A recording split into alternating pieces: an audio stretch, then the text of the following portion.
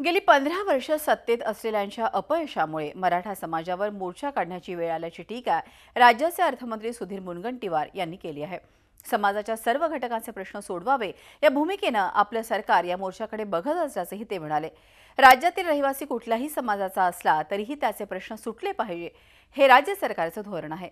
मराठा समाजाचा मोर्चा म्हणजे 15 वर्ष सरकारी समस्या सोडवल्या नाही म्हणून खदखदणारा असंतोष असल्याचे देखील ते म्हणाले।